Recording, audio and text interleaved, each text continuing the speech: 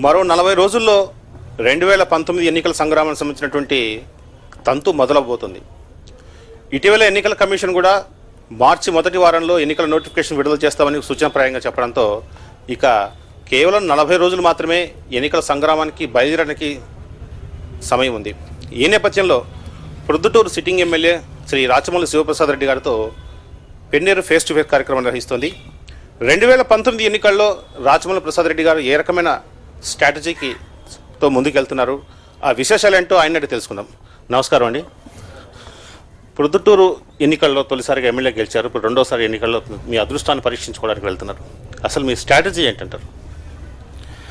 2019 ఎన్నికలకు ముందు కానీ 2019 ఎన్నికలప్పుడు కానీ నేను రాజకీయాల్లోకి వచ్చినప్పటి నుంచి ప్రారంభ దశ నుంచి ఇప్పటి వరకు నా స్ట్రాటజీ ఒకటే: ప్రతి మనిషిని ప్రేమించడం, కష్టంలో ఉండే ప్రతి మనిషికి సహాయం చేయడం. ఇదే నా స్ట్రాటజీ.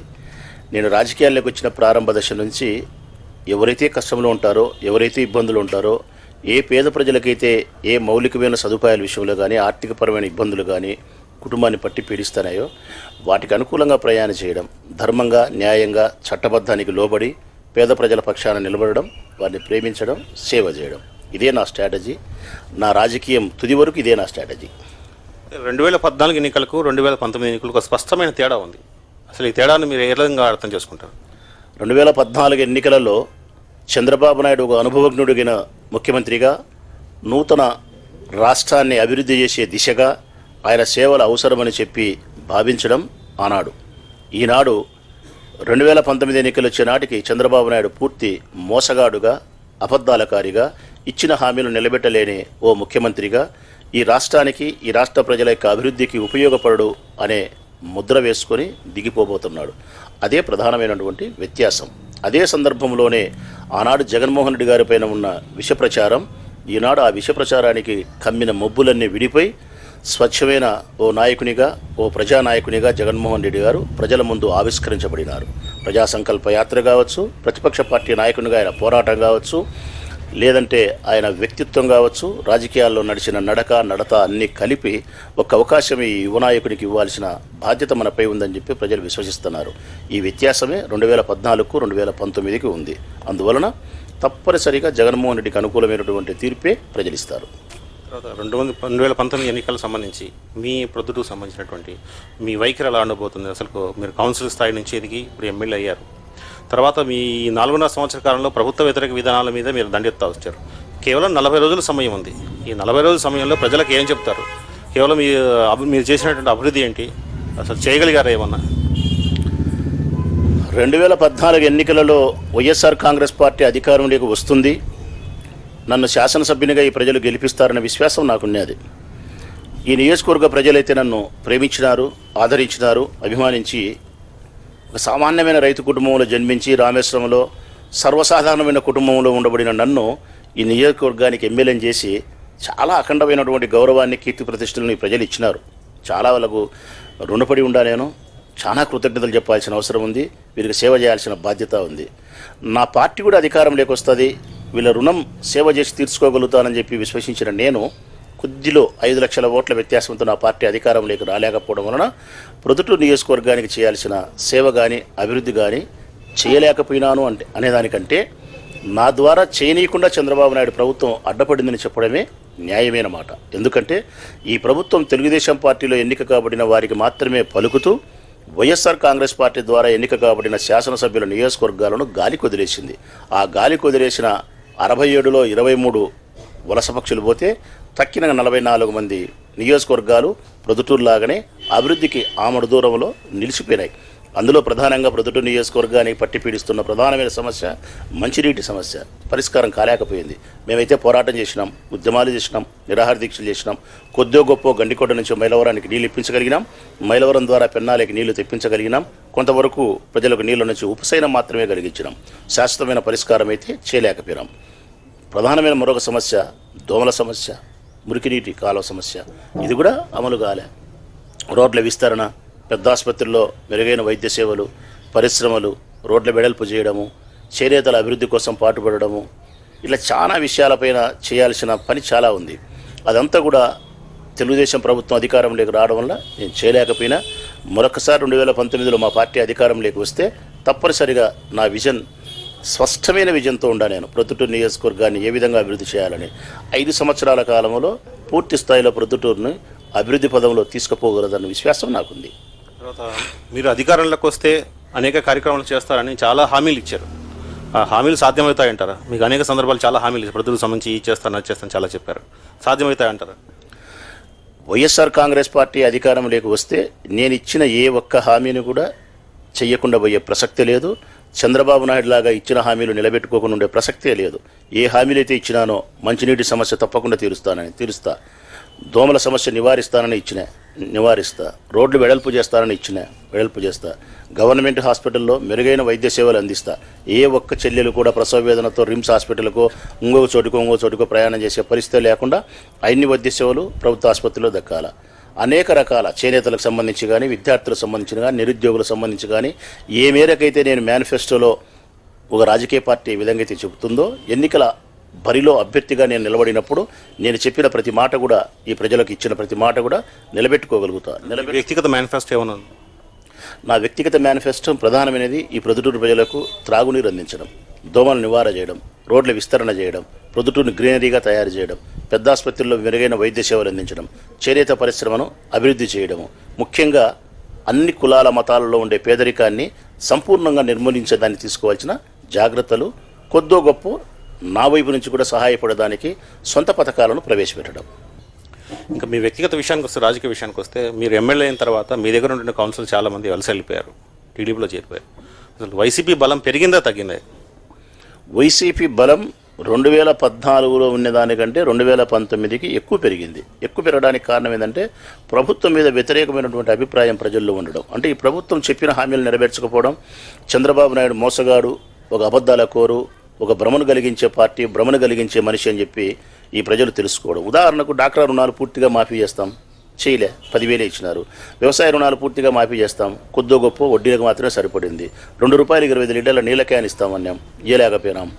చేనేతలకు ఇండ్లు కట్టిస్తామన్నాం, కట్టించలేకపోయినాం. కరెంటు ఫ్రీ అని చెప్పినాం. ఇట్లా ఏవైతే హామీలు ఇచ్చినారో. వ్యతిరేక ఉన్న పరిస్థితి ఉన్నప్పటికీ కూడా మీ పార్టీ నుంచి కొంత నేతలు వెళ్ళిపోయారు కదా, దానికేమంటారు?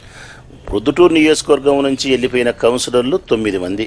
ప్రారంభ దశలో ముక్తియార్ అనే ఒక వ్యక్తి ఎప్పుడైతే పార్టీ మారినాడో ఆనాడు ఆయనతో కలిసి మారిన వారు ఓ 4, ఒక 2 ఈవి సుధాకర్ రెడ్డి అనే ఒక లీడర్ ద్వారా పోయిన వాళ్ళు 2, రమణారెడ్డి గారికి సంబంధించి జయలింగారెడ్డి అనే వ్యక్తికి సంబంధించి 2 కౌన్సిలర్లు, కలిపి 8 మంది విన్నారు. నాకుగా సంబంధించి నా ద్వారా బీఫారం తీసుకొని నా ముద్ర వేసుకొని నా ద్వారా గెలిచి ఉండబడిన మనిషి రామాంజనేయుడు అనే కౌన్సిలరు వెళ్ళిపోయినాడు. ఒక్క కౌన్సిలర్. మిగతా వాళ్ళందరూ కూడా మా పార్టీలో ఉండే ప్రధానమైన నాయకులకు సంబంధించి బీఫారాలు ఇస్తే వారు సంబంధించిన వారు. సరే, ఏదేమైనా వాళ్ళైనా వీళ్ళైనా ఎవరైనా కానీ వాళ్ళ రాజకీయ ప్రయోజనాల కోసం స్వార్థపూరితమైన ఆలోచన విధానంతో 9 మంది కౌన్సిలర్లు వెళ్ళినారు. వాళ్ళు వెళ్ళినంత మాత్రాన మాకు వచ్చిన నష్టం ఏ చిన్నపాటి కూడా లేదు. ఆ లోటును పూడ్చారంటారా? 100% ఆ లోటును మేము పూడ్చుకోగలిగినాం. ఎక్కడ కూడా మాకు ఏ సమస్య లేదు. 9 వార్డుల్లో కూడా క్షేత్రస్థాయిలో కావాల్సిన సామాన్య కార్యకర్తలు కానీ, క్రియాశీలక కార్యకర్తలు కానీ, నాయకత్వాన్ని కానీ ఏర్పాటు చేసుకోగలిగినాం. తర్వాత మున్సిపల్ చైర్మన్ రీ ఎలక్షన్స్లో అదే ముక్తియార్కు మద్దతు ఇచ్చే ప్రయత్నం చేశారు. అవును, నిజం. ఒక ముస్లిం సోదరుడిని చైర్మన్ చేయాలనే అభిలాషతో ప్రయత్నం చేసినా కొద్దో గొప్ప 2 సీట్లతో ఓడిపోగలిగినాం. అతను స్వార్థపూరితమైన ఆలోచన విధానంతో పార్టీ మారి అటు పక్కకు పోయినాడు. తిరిగి మళ్ళీ మా దగ్గరికి వచ్చి నేను వైఎస్ఆర్సీపీలో కొనసాగుతాను, నాకు మద్దతు ఇవ్వండి, చైర్మన్గా కొనసాగుతానన్నప్పుడు మళ్ళీ ముస్లిం కుటుంబానికి మేము దగ్గరికి తీసుకోవాలనే ఉద్దేశంతో క్షమించగలిగిన హృదయం మాకుంది కాబట్టి క్షమించగలిగినాం, దగ్గరికి తీసుకోగలిగినాం, ప్రయత్నం చేసినాం. ఆ ప్రయత్నంలో కూడా మళ్ళీ తెలుగుదేశం పార్టీ దుర్మార్గం చేసింది. ఆ పార్టీ తరఫున మళ్ళీ మా దగ్గరకు వచ్చిన ముక్తియారు మళ్ళీ మాకు మరొకసారి అన్యాయం చేసినాడు. పదే వారు మోసం చేస్తున్నారు, పదే మేము మోసపోతున్నాం. మీ గురువు గారు వరదరాయుడు మీద ఎప్పుడు మీరు ఒంటెత్తు పొగడతో పోతుంటారు, కాలు దవ్వుతుంటారు, కారణం ఏంటి? రాజకీయ పార్టీలు వేరుగా ఉండడమేనా, ఇంకా వేరే వ్యక్తిగత కారణం? లేదు, నాకు వరదరాజిరెడ్డి గారి గురించి కరెక్ట్గా చెప్పాలంటే శత్రుత్వంలో, సరిపొంతనంలో ప్రేమ ఉంది, గౌరవం ఉంది. శత్రుత్వం అంటున్నారు, మళ్ళీ ప్రేమ అంటున్నారు, గౌరవం అంటున్నారు, ఏదన్నా అని మీరు అనొచ్చు. శత్రుత్వంలో కూడా ఒకంత ప్రేమ ఉంటుంది, ఎక్కువ గౌరవం ఉంటుంది. ఆ మనిషి ఒక నిబద్ధత కలిగిన మనిషి అయితే వరదరాజిరెడ్డి గారి పట్ల రాజకీయ శత్రుత్వం నాకు ఎక్కువ ఉండే మాట వాస్తవమే. అదే సందర్భంలోనే ఓ రాజకీయ నాయకునిగా ఆయన నేను ఎప్పుడు గౌరవిస్తా, అంగీకరిస్తా. ఆయన నుండి నేర్చుకోవాల్సిన సుగుణాలు కొన్ని ఉన్నాయి, నేర్చుకోకుండా ఉండాల్సిన గుణాలు కూడా కొన్ని ఉన్నాయి. నేను నేర్చుకోవాల్సినవి నేర్చుకున్నా, నేర్చుకోకుండా ఉండాల్సినవి నా దరిదాపులకు కూడా రాణించుకోకుండా నేనుండా. మొత్తం మీద ఆయన ఒక రాజకీయాలకు పాతకాలపు పద్ధతులకు సంబంధించి ఒక నిబద్ధత కలిగిన నాయకునిగానే నేను అంగీకరిస్తాను. ఆయన వాస్తవానికి నిజానికి 2004లో వరదరాజిరెడ్డి గారు, 2004లో ముఖ్యమంత్రిగా రాజశేఖర రెడ్డి గారు గెలిచేంత వరకు వరదరాజిరెడ్డి చెడిపోలే. ఇది స్పష్టంగా చెప్తా. 2004 వరకు ఆయన చెడిపోలే. 2004లో రాజశేఖర రెడ్డి గారు ముఖ్యమంత్రి అయినప్పటి నుంచి ఆయన పక్కనుండే వ్యక్తులు కావచ్చు, బంధువర్గం కావచ్చు, ఆయనకుండే ఆర్థికపరమైన ఇబ్బందులు కావచ్చు, రకరకాల కారణాల చేత చెడిపోవడం అప్పుడు మొదలైంది. అంతవరకు ఆయన చెడిపోలేదు. రాజకీయపరమైన ప్రత్యర్థిగా భావించి ఆయన చేసే ప్రజాసేవకు సంబంధించో చట్టవిరుద్ధమైన సంఘటనలకు సంబంధించి నేను ఒంటికాల మీద ఆయన మీద పోయేది ఉంటుంది తప్ప మరో విధమైన కారణం కాదు. తర్వాత పాత బస్టాండ్ విషయ వ్యవహారం కానివ్వండి, పార్కులో ట్యాంక్ నిర్మాణ విషయం కానివ్వండి, అన్నా క్యాంటీన్ విషయం, ఇవన్నీ అభివృద్ధి కార్యక్రమాలు మీరు అడ్డుకున్నారని ఆరోపణలు చేస్తున్నారు ప్రతిసారి. అన్నీ ప్రజలకు సంబంధించి వ్యతిరేకమైన నిర్ణయాలే. మున్సిపల్ పార్కులో వాటర్ ట్యాంక్, ఊరందరూ ఏమంటున్నారు, మనకుండే పార్కు ఒకటి ఉంది, ప్రజలందరికీ చాలా ముఖ్యమైన పార్కు. అందరూ వృద్ధులు కానీ, పిల్లలు కానీ, కుటుంబాలు కానీ, భార్యాభర్తలు కానీ, లేకపోతే ఉదయం పూట వ్యాయామం చేసేవాళ్ళు కానీ, ఆడవాళ్ళు కానీ అందరూ పోతారు. ఉండబడిన కొద్దిపాటి స్థలంలో కూడా మీరు వాటర్ ట్యాంకులు ఇంకోటి కట్టించి స్థలాన్ని కుచింపజేసి పార్కును యొక్క వైశాల్యాన్ని తగ్గించి మీరు ఎందుకు ఇబ్బంది కలిగిస్తారు? అదే వాటర్ ట్యాంక్ ఎక్కడైనా కట్టుకోవచ్చు. నీళ్ళు ఇచ్చేదానికి ఈ ప్రాంతంలో, నీళ్ళు ఇచ్చేదానికి ఈ ప్రాంతంలో ట్యాంకీ కట్టాలని లేదు. కొరపారులో ట్యాంకీ కట్టినా కూడా ఈ ప్రాంతంలో ఉండే వాళ్ళకు నీళ్ళు ఇవ్వచ్చు. లింగాపురంలో ట్యాంకీ కట్టినా ఈ ప్రాంతంలో ఉండే వాళ్ళకి నీళ్ళు ఇవ్వచ్చు. అసలు ఆ వాటర్ ట్యాంక్ శాంక్షన్ అయింది రామేశ్వరంలో కట్టమని చెప్పి.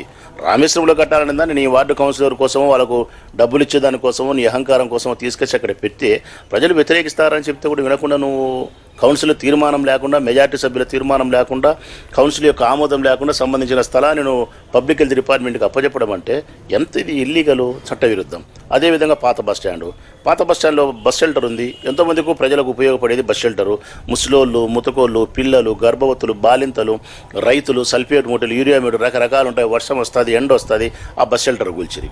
అన్నా క్యాంటీన్ పెట్టాలా? ఆ 3 టౌన్ పోలీస్ స్టేషన్ పక్కన మున్సిపల్ స్థలమే ఖాళీ జాగా ఉంది, అన్నా క్యాంటీన్ అక్కడ పెట్టు అన్నాం. ఇక్కడే పెట్టాలా? అది తప్పే చట్టవిరుద్ధమే చేస్తారు. అంటే మేము ఏం చెప్తున్నాము, అభివృద్ధిని ఆపమని చెప్పలే, అభివృద్ధికి అడ్డుకోవాలని చెప్పలే. ఇక్కడ పెట్టే వాటర్ ట్యాంక్ మరో చోట కట్టి నీళ్ళు, అక్కడ కట్టే అన్నా క్యాంటీను 1-2 జాన్లు అవతల పెట్టి అన్నం పెట్టు అంటున్నాం. నువ్వు అన్నం పెట్టు అంటున్నాం, నీళ్ళు అంటున్నాం, ఇల్లు కట్టు అంటున్నాం. కానీ ఏ పని చేసినా కూడా మీ ఇద్దరి మధ్య ఉండే వైరం వల్లే ఈ అంతరం పెరుగుతోంది, తర్వాత సమస్యలు ఎట్లా ఉండిపోతున్నాయి. లేదు, మా ఇద్దరి మధ్య ఉండే వైరం వలన కాదు, ఆయన యొక్క అనాలోచిత నిర్ణయాల వల్ల, అహంకారపూరితమైన ఆలోచన విధానం వల్ల, తప్పుడు నిర్ణయాలు తీసుకోవడం వలన అది ప్రజా వ్యతిరేకం. కాబట్టి ప్రజల పక్షాన పోరాటం చేయాల్సిన బాధ్యత ఉండే ప్రతిపక్ష పార్టీ ఎమ్మెల్యేగా ప్రజల కోసం పోరాటం చేస్తాను. ఆ పోరాటం కూడా నేను శాంతియుత ఆందోళన కార్యక్రమాలు చేసిన, కోర్టును ఆశ్రయించిన. ప్రతి సందర్భంలోనూ కోర్టులో కానీ, శాంతియుత ఆందోళన కార్యక్రమాల ద్వారా కానీ ప్రజలకు అనుకూలమైన తీర్పులు వస్తున్నాయి, నిలబడిపోతున్నాయి. అంతే తప్ప వ్యక్తిగతమైనటువంటి వైరం కానీ, మా ఇద్దరి మధ్య దూరం వల్ల కానీ అభివృద్ధి ఆగిపోయింది లేదు. అంటే వాళ్ళకు పని చేస్తే మంచి పేరు వస్తుంది, దానివల్ల అడ్డుకుంటున్నారని. వాటర్ ట్యాంక్ అక్కడ తీసి ఇంకోసారి పెట్టి మంచి పేరు తెచ్చుకోను. పాత బస్ స్టాండ్లో పెట్టి అన్నా క్యాంటీను 3 టౌన్ పోలీస్ స్టేషన్ పక్కన పెట్టి అన్నం పెడితే మంచి పేరు రాదా? మంచి పేరు తెచ్చుకో. ఎవరు తిన్నారు? పాత బస్ స్టాండ్లో కూల్చాకు, మంచి పేరు తెచ్చుకోగా గొప్పగా కట్టు. ఇప్పుడు కడతా అంటున్నావు, కట్టు మంచిది. అన్నా క్యాంటీన్ పెడతా అంటున్నావు, అభినందిస్తా, స్వాగతిస్తా. నువ్వు నీళ్ళు ఇచ్చినా, అన్నం పెట్టినా, ఇండ్లు కట్టినా, ఎవరికి ఏ మేలు చేసినా కూడా అది నీకు రాజకీయంగా లాభిస్తుంది, మేలవుతుంది. చెయ్యవయ్యా పెద్ద ఆయన, చెయ్యి. తర్వాత రెండో, తెలుగుదేశం పార్టీలో ఒకవైపు వరదలాంటి వ్యతిరేకిస్తున్నాయి, మరోవైపు లింగాడి వర్గాన్ని మరికొంతమందిని మీరు దగ్గర తీస్తున్నారు, రహస్యంగా మాట్లాడుతున్నారంటే ఒక చర్చ ఉంది. లేదు, తెలుగుదేశం పార్టీకి సంబంధించిన ఏ నాయకుని పట్ల కూడా నా అభిప్రాయం ఒకటే. నేను ఎప్పుడు కూడా వ్యక్తిగతంగా శత్రుత్వం లేదు, వ్యక్తులను ఎప్పుడు కూడా వ్యక్తిగతంగా నేను శత్రుత్వమైన అభిప్రాయాన్ని చూడను. తెలుగుదేశం పార్టీ జెండా ఎవరి భుజాన ఉంటుందో ఆ భుజాన ఉండే ప్రతి భుజము రాజకీయ ప్రత్యర్థే. ఇందులో ఏ భేదాభిప్రాయం లేదు. నాకు వరదరాజిరెడ్డి, లింగారెడ్డి, మరొకరు తెలుగుదేశం పార్టీ జెండా భుజాన పెట్టుకున్న ప్రతి తెలుగుదేశం పార్టీ నాయకుడు, కార్యకర్త కూడా నా రాజకీయ ప్రత్యర్థులుగా నేను భావిస్తా తప్ప వారిలో ఒకరి మీద ప్రేమ ఎక్కువ, ఒకరి మీద ప్రేమ తక్కువ అనేది ఏమీ లేదు. కాకపోతే లింగారెడ్డి గారితో నాకు కొంత సన్నిహిత సంబంధం ఉంది. తర్వాత రాజమౌళి ప్రసాద్ రెడ్డి ఏం చేసినా ధర్నాలు, రాస్తారోకలు, దీక్షలు ఇవే ఎక్కువ కాలం నడిచింది. అంటే జనంలో ఉండడం కోసమా, ప్రజల సమస్యల పరిష్కారం కోసమా? నాకు అన్ని సమస్యలు పెట్టినారు తెలుగుదేశం పార్టీ నాయకులు. నేను 5 ఏళ్ల పొడుగునా నేను ఎక్కువసార్లు ధర్నాలు, నీళ్ళ కోసం ధర్నా చేసిన, న్యాయమైన ధర్నా, పారిశుద్ధ్య లోపంతో ధర్నా చేసిన, ప్రజలు కోరుకుంటే ధర్నా చేసిన. అయ్యా ఎమ్మెల్యే గారు, మా వీధిలో నీళ్లు పోలే, మా వీధిలో కాలువలు ఎత్తలే, మా వీధిలో దోమలు ఎక్కువ ఉన్నాయి, దోమలు గడిచి పిల్లలు చనిపోయినారు అని చెబితే ధర్నా చేసిన. మంచినీళ్ళు రాగా వారమైంది, 10 రోజులైంది, చిన్నగా నీళ్ళు వస్తున్నాయి, తెల్లారుదన 3 గంటలకు వస్తాయి, అదే అరగంటే వస్తాయి, నీళ్ళు ఇప్పియండి ఎమ్మెల్యే గారు అంటే ధర్నా చేసిన. పాత బస్ స్టాండ్ కూల్స్తున్నారు, మేము అక్కడ కూర్చునే దానికి స్థలం లేకుండా పోతుందంటే ధర్నా చేసిన. పార్క్ చిన్నదైపోతుంది, ఇబ్బంది అంటే ధర్నా చేసిన. అగ్రిగోల్డ్ బాధితులు మాకు లెక్క రాలేదంటే ధర్నా చేసిన. డాక్రాకు సంబంధించిన మహిళలు మరొకటి కొడితే ధర్నా చేసిన. ఇట్లా ఎప్పటికప్పుడు ఈ తెలుగుదేశం పార్టీ నాయకులు స్థానికంగా ఉండేవాళ్ళు కానీ, ప్రభుత్వం కానీ ప్రజలకు అసౌకర్యం కలిగించినప్పుడు ప్రజల అభ్యర్థన మేరకు వారి అవసరాన్ని తీర్చేదానికోసం ఓ ప్రతిపక్ష పార్టీ నాయకునిగా గాంధీ మహాత్ముడు చూపించిన మార్గంలో, శాంతియుత ఆందోళన మార్గంలో భాగంగా అహింసా పద్ధతిలో ధర్నా కార్యక్రమాలు చేపట్టిననే తప్ప వ్యక్తిగతంగా ప్రజల్లో ఉండాలనే కోరిక నేను ఎప్పుడూ ప్రజల్లోనే ఉంటా. నా నైజమే అది, నా మేనరిజమే అది. రెండోది, మీరు పార్టీ నిర్ణయం మేరకు అసెంబ్లీకి పోవడం మానేశారు. అసలు తర్వాత మళ్ళీ మీరు అసెంబ్లీకి పోటీ చేయబోతున్నారు. జనాలు ఎట్లా అర్థం చేసుకుంటారు దీన్ని? మేము అసెంబ్లీకి మీరు అసెంబ్లీలో చర్చించడానికి ఒక అవకాశం కోల్పోయారని జనాల నుంచి ఒక కామెంట్ ఉంది. మేము అసెంబ్లీకి గెలిచిన తర్వాత వైఎస్ఆర్ కాంగ్రెస్ పార్టీ ఎన్నికల్లో ఓడిపోయింది కాబట్టి, మేము ముఖ్యమంత్రి స్థానంలో కూర్చోలేకపోయినాం కాబట్టి, ప్రతిపక్ష పార్టీలకి నెట్టివేయబడినాం కాబట్టి మేము అసెంబ్లీకి పోమని చెప్పి ఫ్రమ్ ద బిగినింగ్ డే 1లో నుంచి మేము పోకుండా ఉంటే కన్నా మేము తప్పు చేసినట్టు. 3.5 సంవత్సరం అసెంబ్లీకి వినాం. 3.5 సంవత్సరం అసెంబ్లీలో ప్రతిపక్ష పార్టీ నాయకునిగా ఆయన, ప్రతిపక్ష పార్టీ శాసనసభ్యులుగా మేమందరం కూడా మా నియోజకవర్గాలకు సంబంధించిన సమస్యలపైన కానీ, ఓవరాల్గా రాష్ట్రానికి సంబంధించిన అభివృద్ధి విషయంలో కానీ ఎన్నో మార్లు మేము చర్చల్లో పాల్గొన్నాం, అమూల్యమైన సలహాలు ఇచ్చినాం, మా నియోజకవర్గ సమస్యలను ప్రస్తావించినాం, ప్రభుత్వం దృష్టికి తీసుకుపోగలిగినాం, పోరాటం చేయగలిగినాం 3.5 సంవత్సరం. కానీ 3.5 సంవత్సరం తర్వాత ఈ 1 సంవత్సరం మేము అసెంబ్లీకి పోలేదంటే దానికి స్పష్టమైన కారణం ప్రజలకు చెప్పినాం మేము. ఏమని? 23 మంది ఎమ్మెల్యేలు మా వాళ్ళని ఎవరినైతే మీరు అనైతికంగా కొన్నారో, సంతలో పశువులను కొన్నట్టు కొన్నారో, ఆ ఎమ్మెల్యేల పైన అనర్హత వేటు వేయాల్సిన బాధ్యత స్పీకర్ గారికి ఉంది. స్పీకర్ గారికి మేము కంప్లైంట్ చేసినప్పటికీ, మొరబెట్టుకున్నప్పటికీ కూడా తెలుగుదేశం పార్టీకి సంబంధించిన స్పీకరు అనైతికంగా వ్యవహరిస్తూ ఉంటే అటువంటి దయ్యాల కొంపలేక మేము రాలేము, మీరు స్పీకర్గా మీ బాధ్యతను మీరు సక్రమంగా నిర్వర్తించండి, అనైతిక చర్యలకు పాల్పడిన ఈ ప్రభుత్వానికి చెంపపెట్టు వేయండి, 23 మంది ఎమ్మెల్యేల మీద అనర్హత వేటు మీరు వేయండి, మేము గొప్పగా మేము అసెంబ్లీకి దేవాలయాన్ని వస్తామని చెప్పి. ఇలాంటి వ్యవహారం, ఇలాంటి సమస్య మన రాష్ట్రంలో కాదు మిగతా రాష్ట్రాల్లో కూడా జరిగింది. చాలా చోట్ల ఈ రకం జరిగినాయి. ఎక్కడ లేని విధంగా ఇక్కడే చేపట్టారు. అది ఒక్కొక్క లీడరు ఒక్కొక్క రాజకీయ పార్టీ యొక్క. ఉదాహరణకు ఎన్టీ రామారావు గారు అసెంబ్లీకే పోకుండా తీర్మానించుకున్నారు, జయలలిత గారు తీర్మానించినారు. మరి జయలలిత లాగా ఇంకొకరు చేసినారా? ఎన్టీఆర్ లాగా ఈ రాష్ట్రంలో ఇంకొకరు చేసినారా? నేను అసెంబ్లీకి గెలిచిన తర్వాత వస్తాను ఎన్టీ రామారావు గారు, గెలిచిన తర్వాతనే వినారు. అది తప్పా ఒప్ప? తప్పే. మరి దానికి ఏం సమాధానం చెప్తారు తెలుగుదేశం పార్టీ వాళ్ళు? రేపు పొద్దున మీ గవర్నమెంట్ వస్తే ఇదే పరిస్థితి ఎదుర్కొల్తే అప్పుడేమంటారు? ఏ పరిస్థితి? ఇంత పార్టీల నుంచి ఎవరైనా ఎమ్మెల్యేలు మీ పార్టీ చేస్తే అప్పుడు అసెంబ్లీని ఎట్లా మీరు గౌరవిస్తారు? మీరు వాళ్ళు స్పీకర్ రద్దు చేయలేదు కాబట్టి వాళ్ళ పదవి తొలగించలేదు కాబట్టి మేము పోలేదని చెప్తున్నాను. ఒకవేళ మీకే ఆ పరిస్థితి ఎదురైంది అనుకోండి, అంటే మేము అధికారంలోకి వచ్చిన తర్వాత ఎవరైనా ఎమ్మెల్యేలు మా పార్టీలోకి వస్తే ఇటువంటి పరిస్థితినే స్పష్టంగా చెప్తున్నాం. జగన్మోహన్ రెడ్డి గారితో నాకున్నటువంటి చనువు, సంబంధము, అన్ని రకాల పరిచయ బాంధవ్యాలను పురస్కరించుకొని ఆయన వ్యక్తిత్వాన్ని తెలిసిన మనిషిగా చెప్తాను. ఏ ఒక్కరు మా పార్టీ అధికారంలోకి వచ్చిన తర్వాత ఎవరైనా తెలుగుదేశం పార్టీకి సంబంధించిన ఎమ్మెల్యేలు మా పార్టీలోకి రావాలి అనుకుంటే వాళ్ళ పార్టీ సభ్యత్వానికి, వాళ్ళు ఎన్నికైన ఎమ్మెల్యే శాసనసభ సభ్యత్వానికి పదవికి రాజీనామా చేసి మా పార్టీలోకి రావాలా, తిరిగి ఎన్నికలకు పంపిస్తాం. మా పార్టీ గుర్తుపైన ఆ వ్యక్తిని పోటీ చేయించి ఎన్నికల్లో గెలిస్తే అసెంబ్లీకి ఆహ్వానిస్తాం. ఇది మా నైజం. దీనికి భిన్నంగా జగన్మోహన్ రెడ్డి ఒక్కరోజు కూడా వ్యవహరించాడు. ఒక్కసారైనా దీనికి భిన్నంగా ఆయన వ్యవహరిస్తే నేను నా పదవికి రాజీనామా చేస్తాను. ఆయన వ్యక్తిత్వంపై నాకు అంత నమ్మకం ఉంది. తర్వాత పార్టీ సంబంధించి, స్థానిక పార్టీ సంబంధించి అందరి నేతల మధ్య సఖ్యత లేదని ఒక కామెంట్ వినపడుతుంది. అంటే గతంలో మీకు ఎన్నికలు పనిచేసినట్టు రమణారెడ్డి గారితో కానీ మిగతా కొన్ని వర్గాలతో మీకు సన్నిహిత సంబంధాలు లేవు, చెడిపోయాయన్నట్టు కామెంట్ ఉంది. ఎంతవరకు వాస్తవం? నాకా ఇది పూర్తిగా అవాస్తవం. ఎందుకంటే నాతో పనిచేసిన ప్రతి కార్యకర్త, ప్రతి నాయకుడు ఈరోజు 2019 ఎన్నికలకు చాలా ఉత్సాహం ఉండారు. ఇక రమణారెడ్డి గారు మా పార్టీలో ప్రొద్దుటూరు నియోజకవర్గానికి సంబంధించి మా పార్టీలో మా అందరికంటే పెద్దవాడు, మా అందరికంటే అనుభవజ్ఞుడు, ఆమోదయోగ్యుడు గౌరవానికి రమణారెడ్డి గారు. ఆయన వయస్సు, ఆయన పదవులు అన్ని చేసినప్పుడు నేను చిన్న పిల్లోని, కాలేజ్ చదువుకునే పిల్లోని. ఈరోజు ఆయన వయసు రీత్యా పైబడో లేకుంటే మేమందరం పెద్దోళ్ళు కావడము, నేను ఎమ్మెల్యే కావచ్చు, ఆయన ఎమ్మెల్యే కాకపోవచ్చు, కానీ నాకు సైతం ఆయన నాయకుడే.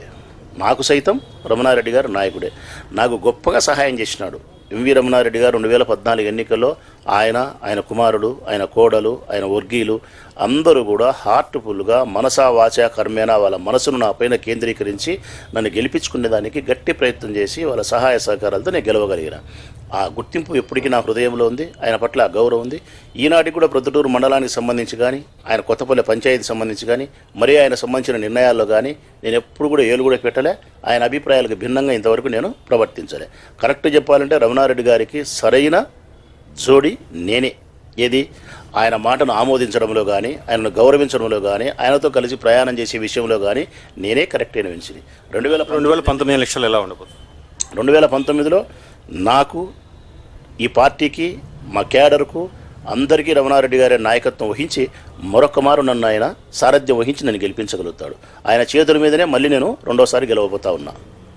రెండవది, ప్రొద్దుటూరు నియోజకవర్గానికి సంబంధించినటువంటి మీ మీద చాలా ప్రతిపక్షం టీడీపీ అధికార పక్షం ఉండాలి చాలా ఆరోపణలు చేస్తున్నారు మీ క్యారెక్టర్ పరంగా కానీ, తర్వాత గతంలో దాని ప్రతి సందర్భంలో చర్చ జరుగుతున్నది. దీనికి ఏం సమాధానం చెప్తారు? ఏమని చేస్తున్నారు నా మీద వాళ్ళు?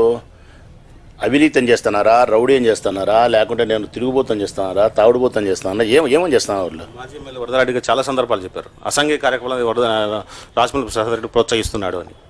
ఏంటి మట్కానా, క్రికెటా, జూదమా, వ్యభిచారమా, బంగ్యాక, సెటిల్మెంట్సా, రౌడీజమా, భూ ఆక్రమణలా, సారాయి అమ్మడమా, బ్రాంతి షాపులు పెట్టడమా, ఈ ఇసుక అమ్మడము, ఎర్రచందనం అమ్మడము, ఈ అసాంఘికమైన కార్యక్రమం.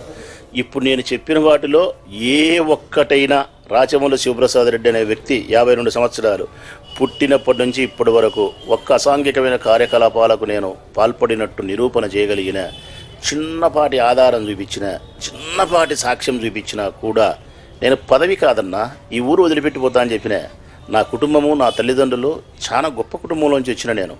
చాలా ధర్మము, న్యాయము, పద్ధతులు అన్నీ ఉండే, సంస్కారం అన్నీ ఉండే కుటుంబంలో నుంచి వచ్చిన. నా తల్లిదండ్రులు, నా పూర్వీకులు నాకు ఇచ్చిన సంపద కూడా అదే. ఏది? మానసిక ధైర్యాన్ని, ఆ సంస్కారాన్ని, ఆ నిబద్ధతలను, ధర్మం న్యాయం పట్ల ఉండే విధానాన్ని నాకు ఇచ్చినారు. అందుకే ఎప్పుడు కూడా అసాంఘిక కార్యకలాపాలకు నేను పాల్పడను. రాజకీయపరమైన విమర్శనా కోణంలో మాత్రమే వాళ్ళు చేసినది తప్ప వాళ్ళ ఆత్మకు కూడా తెలుసు నేను ఎప్పుడు ఇంతవరకు ఒక్క అసాంఘికమైన కార్యకలాపాలు చేయలే, ఒక్క రూపాయి కూడా నేను డబ్బు సంపాదించలే. మీరు జిల్లా పరిషత్ సమావేశాలు కానీ జిల్లా కలెక్టర్ అధికారులను ఒక తీవ్రమైన పదజాలంతో విమర్శించారు. అసలు ఎక్కడా జరిగి ఉండదేమో, దానికి కారణం తీవ్రమైన పదజాలంతో విమర్శించలే. చట్టాన్ని వాళ్ళు ఉల్లంఘించి అధర్మంగా, అన్యాయంగా ప్రజా సంక్షేమానికి గండిగొట్టి ప్రభుత్వానికి బానిసలై ప్రభుత్వ ఉద్యోగస్తుల్లాగా వ్యవహరించకుండా ప్రజలకు అన్యాయం చేసినప్పుడు సాక్ష్యాలతో సహా, ఆధారాల సహా చూపిస్తూ ప్రజాక్షేమం కోసం చట్టం అనే బరిలో ఆ రౌండ్లో నిలబడి ప్రజలకు మేలు చేయండి అనే విషయంలో మంచి మాటలతో గట్టిగా ప్రశ్నించి ఉంటా. అంతే తప్ప పరుషమైన పదజాలాన్ని ఉపయోగించాలి. గట్టిగా వాదించి ఉంటానే తప్ప అన్పార్లమెంట్ లాంగ్వేజ్ ఎప్పుడు కూడా నేను ఉపయోగించాలి. అధికారులపైన తప్పు చేసినప్పుడు గట్టిగా ప్రశ్నించే మాట రాచమల్లు నైజం. కాకపోతే అసభ్యకరమైన పదజాలం ఉండదు. 2019 ఎలక్షన్స్ వైసీపీ అభ్యర్థిగా దాదాపు ఖరారైనట్టే. అయితే తెలుగుదేశంలో ఇంతవరకు అభ్యర్థినే లేదు. కేవలం 40 రోజుల సమయం ఉంది. మీకు అభ్యర్థి ఎవరు ఇప్పుడు తెలియదు. మీ స్ట్రాటజీ ఎట్లా ఉండబోతుంది? నాకు తెలిసినంతవరకు తెలుగుదేశం పార్టీ అభ్యర్థి వరదరాజరెడ్డి గారే ఉండబోతారనేది. ఎందుకంటే మిగతా వాళ్ళు ఎవరు కూడా ఈ ప్రొద్దుటూరు నియోజకవర్గంలో ఒకరికి ఒక లక్షణం ఉంటే మరొకరికి మరొక లక్షణం లేదు. ఒక్కొక్కరి దగ్గర ఒక్కొక్క ప్లస్ ఉంటే 2-3 మైనస్లు ఉన్నాయి. ఇలాగా ఎవరి దగ్గర కూడా పోటీ చేయడానికి కావలసినటువంటి శక్తియుక్తులు కానీ, ఆ వర్గం కానీ, ధనబలము, మందబలము, స్ట్రాటజీ, ఇంకొకటి ఇవన్నీ కూడా ఎవరి దగ్గర కూడా లేవు. ప్రత్యర్థి వరదరెడ్డి అంటారు. ఖచ్చితంగా వరదరాజరెడ్డి నాకు ప్రత్యర్థిగా ఉంటాడని నా విశ్వాసం. అందులోనూ ఆదినారాయణ రెడ్డి గారు ఎంపీగా కంటెస్ట్ చేస్తే తప్పకుండా ఆదినారాయణ రెడ్డి వరదరాజరెడ్డి పేరే సూచిస్తారు. జిల్లా పరిషత్ సమావేశంలో మీరు సవాల్ విసురుకున్నారు. ఆదినారాయణ గారితో సవాల్ కూడా విసిన్నాం. ఆయన 2019లో మేము అధికారంలోకి వస్తామంటే 2019 వరకు మీరు అధికారంలోకి రారు అని ఆయన వ్యంగ్యంగా మాట్లాడినాడు. 2019లో జగన్మోహన్ రెడ్డి అధికారంలోకి వస్తే మీరు రాజకీయాల నుంచి నిష్క్రమిస్తారా? 2019లో అధికారంలోకి వస్తే, ఒకవేళ 2019లో జగన్మోహన్ రెడ్డి అధికారం రాకపోతే నేను రాజకీయాల నుంచి నిష్క్రమిస్తా అని చెప్పి సవాల్ విసిరినా. నా సవాల్ ఆయన స్వీకరించలే కాబట్టి పందెం లేనట్టే. చివరిగా ప్రొద్దుటూరు ఎన్నికల్లో మీ అజెండా తర్వాత ప్రజలు చెప్పేదే అంశం. నియోజకవర్గ ప్రజలకు పెన్నేరు ద్వారా మరొక్కసారి రెండు చేతులు జోడించి నమస్కరించి విజ్ఞప్తి చేస్తూ ఉన్నా. తప్పకుండా రాష్ట్ర వ్యాప్తంగా వైఎస్ఆర్ కాంగ్రెస్ పార్టీకి అనుకూలమైనటువంటి పవనాలు వీస్తూ ఉన్నాయి. ఈ రాష్ట్ర ప్రజలందరూ కూడా జగన్మోహన్ రెడ్డికి ఒక అవకాశం ఇవ్వాలనే కోరిక బలంగా ఉంది. వైఎస్ఆర్ కాంగ్రెస్ పార్టీ 120-130 సీట్లతో అధికారంలోకి రాబోతా ఉన్న నేపథ్యంలో ప్రొద్దుటూరు నియోజకవర్గ ప్రజలు కూడా మరొక్కసారి వైఎస్ఆర్ కాంగ్రెస్ పార్టీ అభ్యర్థి అయిన నాకు ఓటేసి శాసనసభ్యునిగా గెలిపించి ఈ ఊరు ఎమ్మెల్యే అధికారము రెండు ఒకే వైపులా ఉండేలాగా జాగ్రత్త పడండి. తప్పకుండా ప్రభుత్వం వైపు ఉండే నన్ను అధికారంలోకి తీసుకురాగలిగితే 5 సంవత్సరాల కాలంలో ప్రొద్దుటూరు నియోజకవర్గాన్ని ఎంత అభివృద్ధి చేయాలనో అంత అభివృద్ధి చేయగలుగుతా. సంవత్సరానికి 500 కోట్ల రూపాయల నిధులు తెచ్చి 5 సంవత్సరాలకు దాదాపుగా 2000 నుంచి 2500 కోట్ల రూపాయలతో ఈ నియోజకవర్గాన్ని అభివృద్ధి చేయాలన్న నా లక్ష్యాన్ని, మీ అందరికీ సేవ చేసిన నేను రుణం తీర్చుకోవాలన్న నా తపనను మరొక్కసారి మీరు అర్థం చేసుకుంటారని, నాకు అవకాశాన్ని ఇస్తారని, వైఎస్ఆర్ కాంగ్రెస్ పార్టీ అభ్యర్థిని నన్ను గెలిపిస్తారనే విశ్వాసం నాకుంది. గెలిపించాలని విజ్ఞప్తి చేస్తూ ఉన్నా.